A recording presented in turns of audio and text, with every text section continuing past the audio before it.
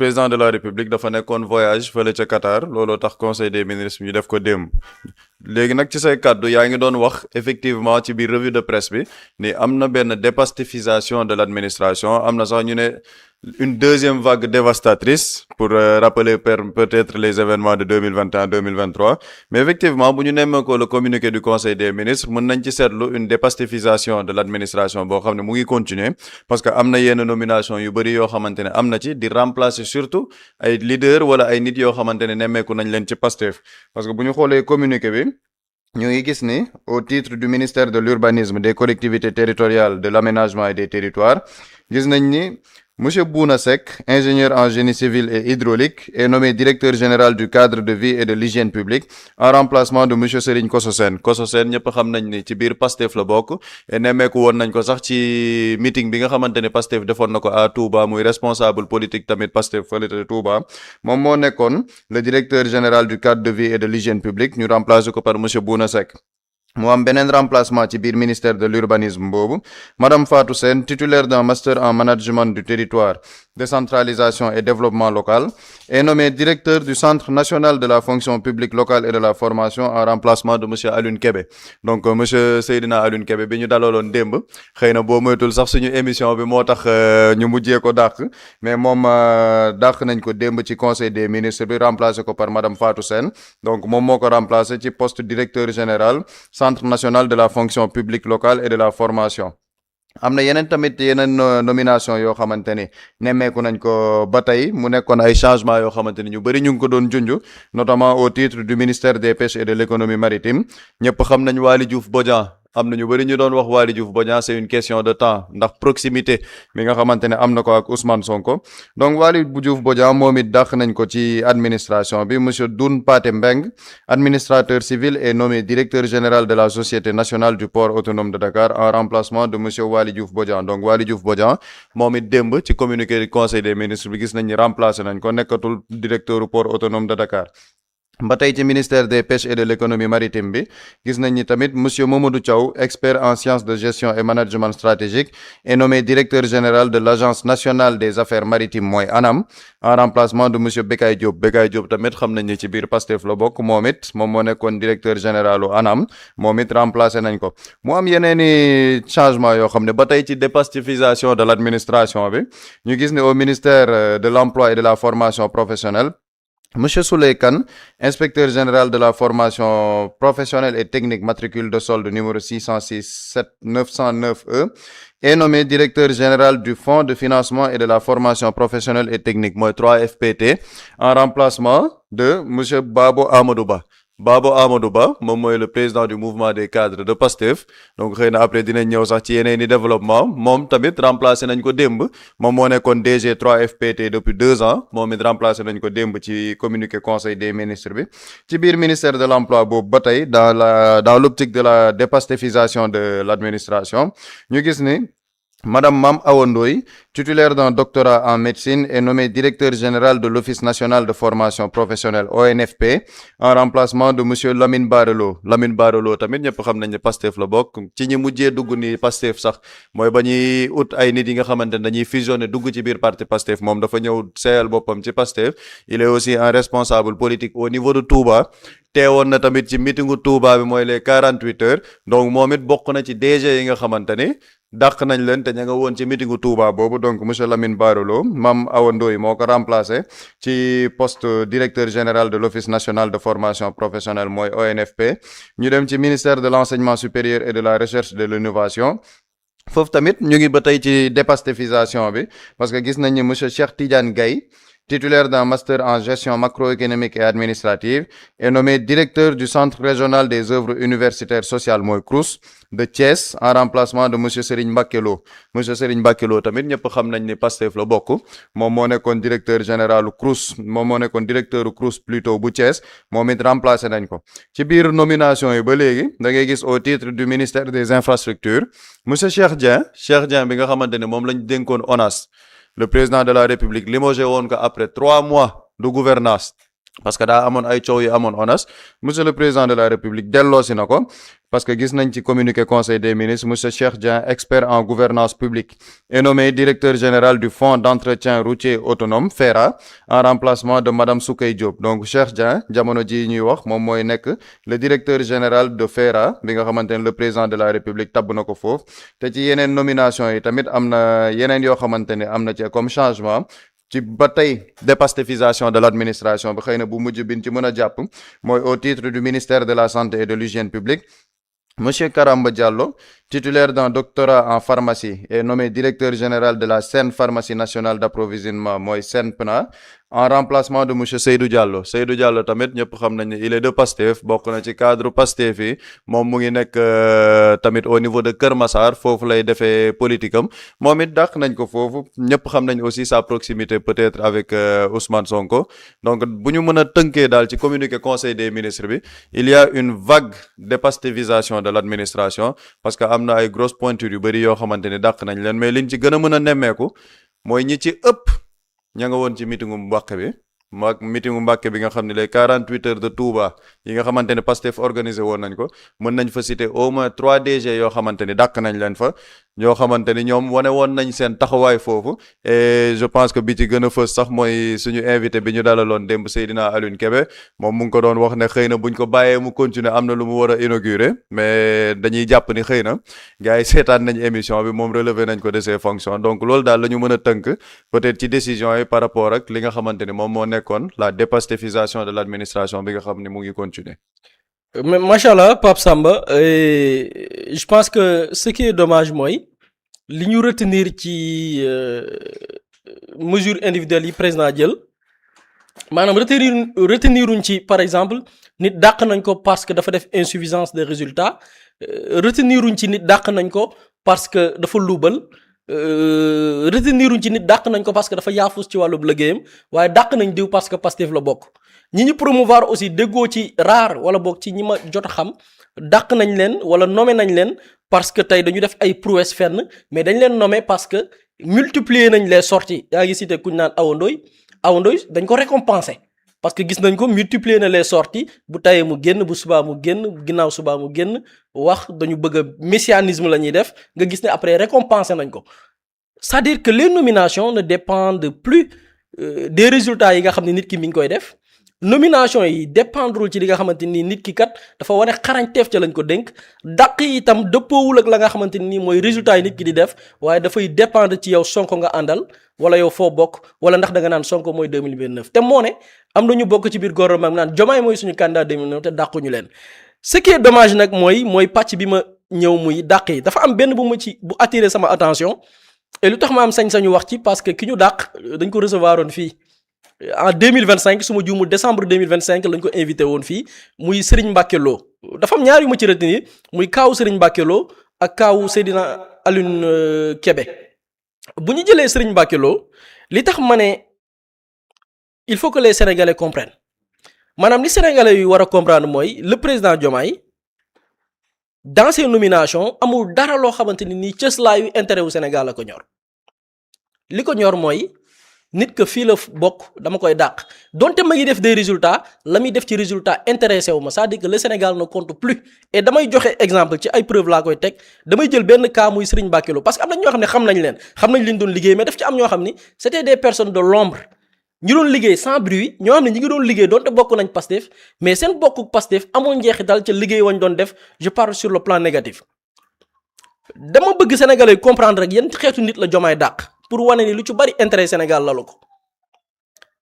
Serigne Mbacké Lo moo nekkoon directeur bu CROUS bu Thiès lépp lu jëm ci les services sociaux ñoo ko doon gérer juste pour joxe benn cas d'école par rapport ñi ñuy dàq ñan lañ Serigne Mbacké Lo dañ ko nommé tey digitalisation yi ñuy wax maanaam fexe ba njàng mi méngoog li nga xam ne mooy xarala yu yees yi buñ doon jël tey benn laboratoire maanaam label bu ñu war a copier à l'université de Dakar dans les autres universités yi gën a mag sax ci Sénégal boo xoolee moom dañ koy jël ci exemple am moom à travers ni mu gérer CROUS dañu falu jaay ñu jubal jubanti maanaam jëlee fi les anciennes pratiques indi jëfin yu bees muy lépp ñu teg ko ci préserver alalu Sénégal moom Serigne Mbacké Lo bi ñu ko nommé ci loolu la njëkk a nekk maanaam la transparence yorin wi est-ce que war na sell ci la defee benn audit def càmbar parce que kurus yi muy barab yi jàngee daara yu kawe yi la ci gënoon bari mooy bu ñu fa tabbee nit la muy njëkk a def mooy di recruter en masse di xëcc nit ñi la muy jur la état bu Sénégal ci wàllu koom yoonam nekku ci mais basé ay clientèle politique moo koy intéressé moom bi mu ñëwee dafa teggi loolu biir kurus bu Thiès je pense que tugu ne du teew ñuy nataal éviter woon nañ ko fii nañu teewlu ban mesure de transparence maanaam yaxanal koomi kër ga yan mesure la ci jël ak impact ya mu am nañ ko teewlu dellu si waat. par exemple xam nga man avant may ñu def digitalisation resto yi contrôle ticket moo fay am mooy maanaam booy dugg pour xewlu ticket ngay joxe donc foofu da ngay ñëw fekk fa kenn nit wala ñaar nit nga jox ko ticket mais daanaka boo xoolee personnel bi nga xam ne ñoo doon def loolu bari woon na bariwaay boo xam ni daanaka da nga dem ba benn agent bu xëysee tey ci semaine bi benn yoon daanaka du xëy si waat ci semaine bi ndax sureffectif donc ay awantoo bi doon na bëri ba nga xam ni kenn ku nekk benn repas ngay servir ci semaine bi donc loolu nag bi ñu ñëwee bon jël nañ ci ay dogal naam xëy na dina metti ci côté emploi mais wàññi nañ ko ba nga xam ni après charge yi kii nañ ko bu ñu ñëwee tam ci wàllu lu mel ni ay chauffeur ak yooyu bon léegi xëy na ñu ngi koy jéem a résorber tuuti ndax man maa ngi fekk 12 chauffeurs pour un parc automobile de 3 véhicules mais bon c'est beaucoup pire ailleurs parce que sama homologue bu Sine Saloum yéen koy dégg mu ni moom 3 véhicules la fa fekk 60 chauffeurs donc kooku moom xam nga su waxee man waruma wax dara mais bon. président Diomaye dañ ko fal mu ne jubal jubbanti maanaam yaxanal koom yi réew mi ay nit ñu dénk leen ay mbir ñu nekk ci jubal jubbanti boobu sëñ Mbacké Lo benn la ci exemple yi bi ñu ko nommé Crous bu Thiès nombre pléthorique ay nit yañ daan recruter te la ko laloon mooy wàllu politique kese dafa ñëw dindi ko fa ñu ci bari dañ daan ñëw di liggéey ci semaine bi benn yoon la ñuy servir repas parce que nombre ba dafa bari ba jékki dayo te université ba soxlawu ko mu wàññi yaxanal koomi Sénégal Crous ba ñaari oto la amoon ñuy recruter 12 chauffeurs te loolu yëpp ay politiciens ñoo ko doon def ci kër ya ñaari oto 12 chauffeurs mu def des réformes par rapport ak loolu nga xamante nii daanaka casé ay nit ñoo xam ne xëy na peut-être leneen mooy jubluwaay bi moo ko tax a jóg mu ñëw dindi ko foofu kon ñu gis ni kooku la mu fa nekkee sax politique taxu ko woon jóg ay actes yoo xam ne politique moo ko waraloon la fa ñëw jëlee ko fa mais mu ñëw ci li nga xam ne mooy réforme le président dem na fi Diamniadio ñu def New Deal technologique ñu jaay ko fu nekk boo jëlee Crous bu Thiès dafa bokk wax naa sànq ne label la bu ñu war a copier dans les autres universités parce que ñoom dañu réussir la digitalisation réussir nañ la digitalisation mooy fexe ba yenn ci ay services moo xam restauration bi moo xam ci la gestion même des besoins médicaux loolu lépp ñu digitaliser ko maanaam wutum këyit lenn yi ñu koy lijjanti ci këyit mu doon coûter Crous bi ay 50 millions daf ko fa dindi avec la digitalisation comme ni ma koy waxee rek tungu du teew ñi nataal dañu ñëw ci yenn mesure en termes de digitalisation la jël ba yaxanal koomu Crous ba université bu Thiès boo xoolee ci wàllu performance ñëpp témoigné ko à l'unanimité nañ ko teelu dellu si waat ci plateau bi. optimiser bi nag bokk na ci jéem a gën a sell au maximum yorin bi mais fexe aussi itam ba nga xam ni dana am une gestion transparente et efficace lépp luy ay charges yu ñu mën a éliminer ñu éliminer ko. la digitalisation par exemple nous permet d'éliminer beaucoup de charges parce que ñun boo xoolee sànq maa ngi lay wax ni pour nga dugg restaurant da nga doon joxe ab ticket yooyu da nga ko doon jënd soo mosoo dem médical da ngay jënd ticket yooyu da nga koy imprimer. man notre petit Crous de Thiès là rek suñu marché impression rek ça tourne autour de 50 millions l'année notre programme de digitalisation ak matériel yi ñu jënd ak loolu lépp ça ne fait pas 15 millions et puis on pare nañ ci ay tickets ay 50 millions par année loolu c'est des bénéfices directs. il nous arrivait d'avoir ay 2500 ay 3000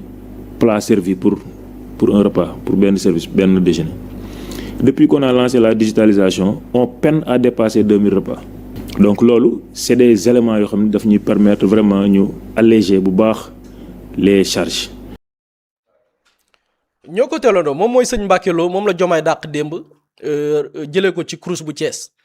ci wàllu yaxanal xaalis dafa fexe ba li ñu doon imprimer ci ay papier ñu digitaliser ko loolu permettre Crous bu Thiès yaxanal 50 millions yi mu doon dépenser ci imprimer ay këyit moo xam restauration wala këyit yi nga yóbbu boo demee war a faju nga dem ci wàllu restauration bi aussi.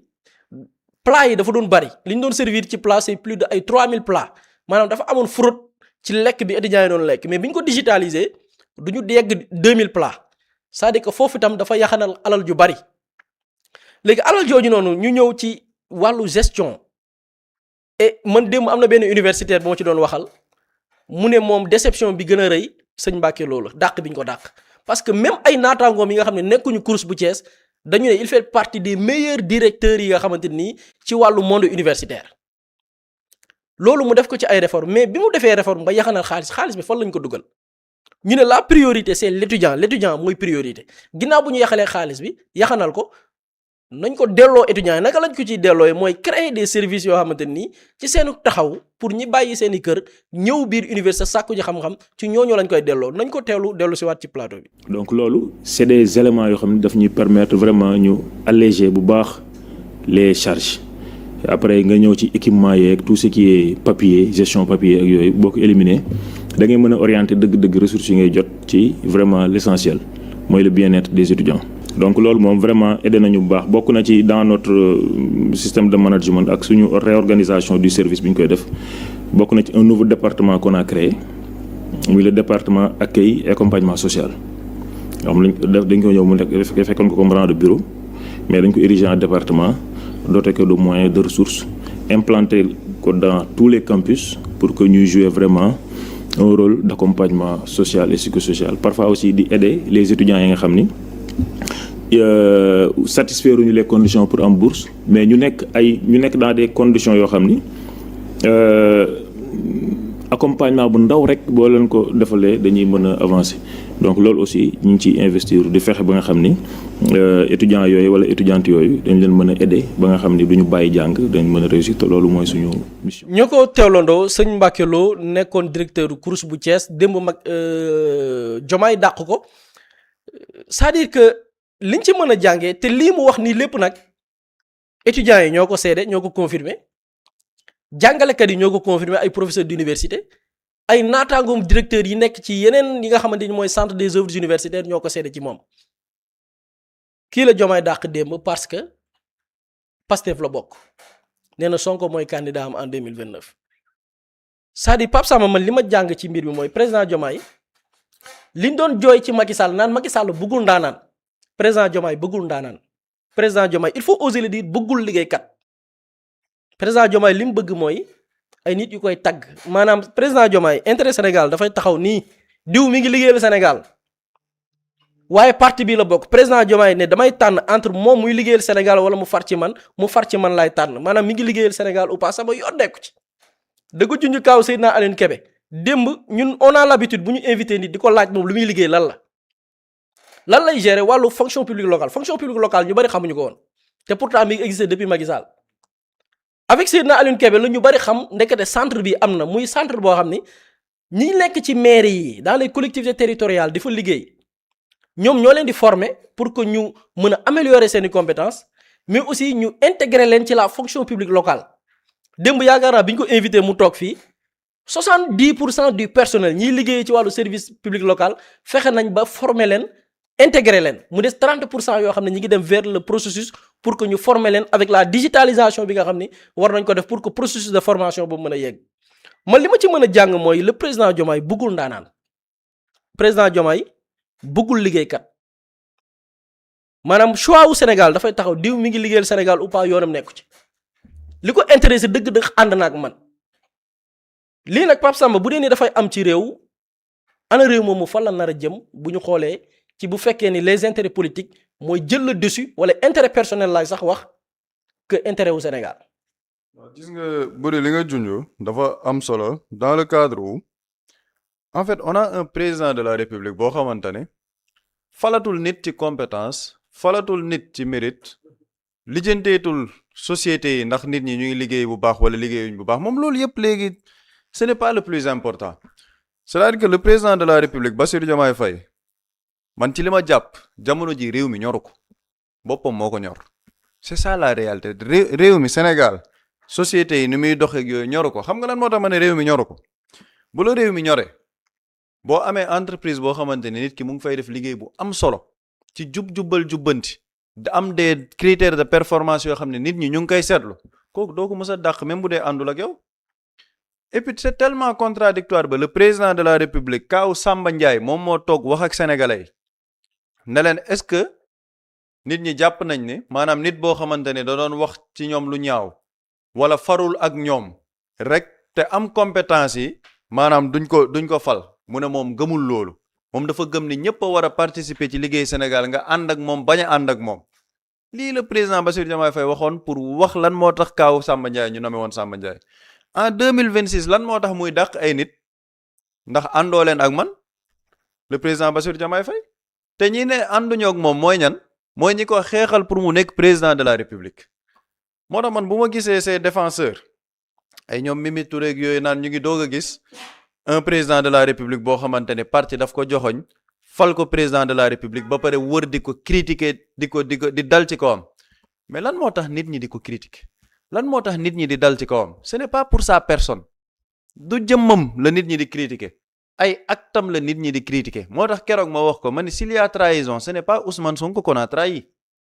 c'est le peuple qu'on a trahi parce que dañ leen a jox programme jox leen projet ne leen bu ma ñëwee lii laay def nga egsi ci nguur defoo loolu donc ce n'est pas Ousmane Sonko qui est trahi c'est le peuple sénégalais qui est trahi te li président Bassirou Diomaye Faye nekk di def nii c'est-à-dire que démb Seydina Alioune Kébé dafa wax lu am solo mu ne moom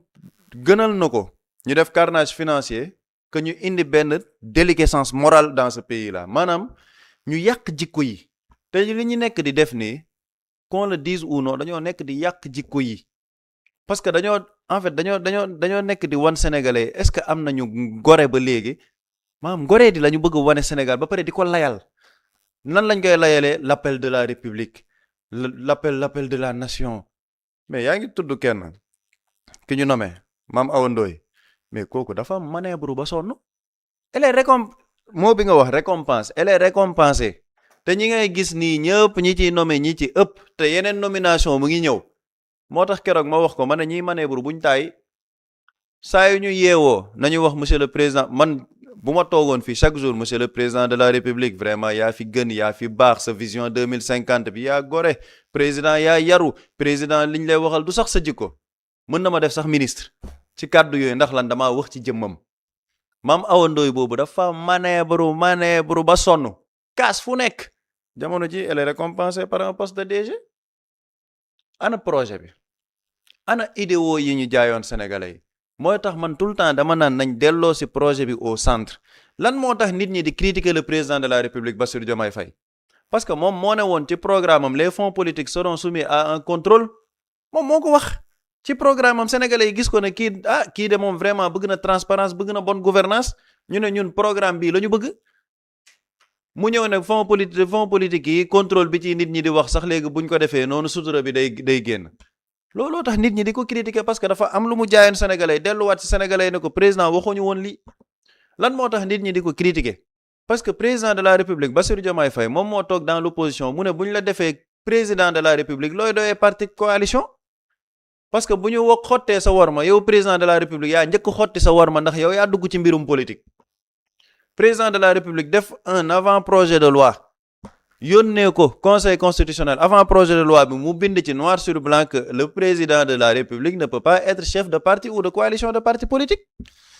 ñu nar a dugal loolu ci révision constitutionnelle président def amande boppam ne loolu dafa bëgg ñu génnee ko parce que président de la république mën na jiite parti politique ndax lan dafa bëgg créer parti politique am lii moo tax ñuy critiquer le président de la république Bassirou Diomaye Faye lan moo tax ñuy critiquer le président Bassirou Diomaye Faye parce que dañoo toog 2 ans mu ñëw indil ñu fondation des premières dames te ñëpp xam nañ la fondation des premières dames wala fondation aux premières dames lan la ci sénégalais yi jàpp comme traumatisme avec la fondation Servir le Sénégal yii moo tax ñuy critiquer le président Bassirou Diomaye Faye moo tax ñi naan ay daa am ay nit yu ko fal ba pare di gor ay tànkam mais le président de la République il est critiquable le président il a été élu pour servir les Sénégalais s'il ne sert pas les Sénégalais on le critique parce que le président n'est pas exempt de reproches ou de critiques démb yaa ngi koy wax nekkuñ ci monarchie Sénégal nekkuñ ci monarchie nekkuñ ci royaume le président de la République on le respecte énormément c'est le président de la République le gardien de la Constitution ak yeneen yi ci Constitution mais c'est un président boo xamante ne nit ñee ko fal il est au service du peuple sénégalais ce n'est pas un dieu ou un demi-dieu bu ñu wàccee ci biir réew mi loolu amul bu ma jëlee le cas du port li ma naan jikko yi le président de la république jamono ji ñaka xeexaloon pour mu nekk président de la république tëj seeni ambition boobu parce que dañ koy fàttali le président de la république bañ koy tànn c'était sur la volonté d'un seul homme mais pas d'un parti politique moo tax tey neex na ñoom ñuy wax les instances du parti lii les directions lii parti bi nii la waroon réunir ba ñuy tànn président Bassirou Diomaye Faye Ousmane Sonko moo toog biir këram ñu barricade ko mu def vidéo am la stratégie ne dañuy jàllale 4 ou 5 candidats ci 4 ou 5 candidats yooyu bu ñu jàllee sama tànneef Bassirou Diomaye Faye la moom laa bëgg ngeen def président de la république lii moo tax président Bassirou Diomaye Faye nekk président de la république ba ñuy def loolu où étaient les instances du parti ñeneen ñi amuñu woon ay ambition Birame Souleye amul ambition El Malick amul ambition keneen ak keneen ci biir parti bi amuñu ay ambition ñoom ñëpp dañoo teer seeni ambition jàppale ko moom te pourtant ëpp leen légitimité politique parce que musul gagné goxam musul gagné élection dañoo ñoom ñi gagné seeni gox am légitimité politique ci biir parti bi dañoo teer seeni ambition jiital ko le président de la république tey ñooñu nee na du dajeeg ñoom pour waxtaan ak ñoom ndax lan respecté wuñ ko ndax lan da leen woo wuyu si wuñ ko donc président ku mu woo ci réew mi da nga laa war a wuyu c'est-à-dire que président ku mu woo ci réew mi rek yow président bu la soxlaa donc day toog ne Ousmane Sonko envoyé ko un message à 23h est-ce que tu peux passer au palais Ousmane Sonko taal otom dem parce qu'il est le président de la république il faut que gars yi génn ci loolu dafa am ñoo xamante ni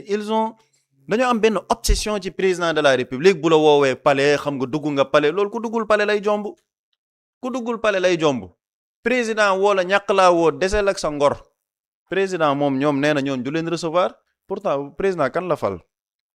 DG port mais le DG du port Doun Pathé Mbeng boobu c'est-à-dire que c'est un élément 100% de APR c'est le maire de Cambérène ba muy dem mairie Cambérène moom mu ngi dem sous la bannière de Benno Bokk Yaakaar élection municipale 2022 yi Doun Pathé Mbeng boobu mooy li ñuy wax recyclage du système c'est ce même là aujourd'hui qui va venir peut-être dire qu'il est dans la coalition Diomaye président Bassirou Diomaye Faye comme moom il n'a pas de légitimité politique amul ci ku mu jàpp amul ci ku mu yaakaar képp ku ñëw fàqee fu la neex rek mu indi mais lii c'est-à-dire que gis nga lii bu amee ci réew en fait on a un président boo xamante ne mooy li ngay wax sànq yàlla xam na ne liggéey ñoru ko man loolu laa gëm le président de la république liggéey ñoru ko actuellement nekkuñ sax ci tempo wu liggéey mooy jafe-jafe askan yi nit ñi di xalaat président de la république moom xalaatul loolu moom xam nga lan lay xalaat lan moo koy may deuxième mandat te lan moo koy may deuxième mandat mooy un recyclage des transhumants politiques le président de la république xam nga Macky Sall dañ doon wax transhumance mais transhumance bi Bassirou Diomaye Faye nekk di def moo gën a bon fopp bi Macky Sall doon def du sax benn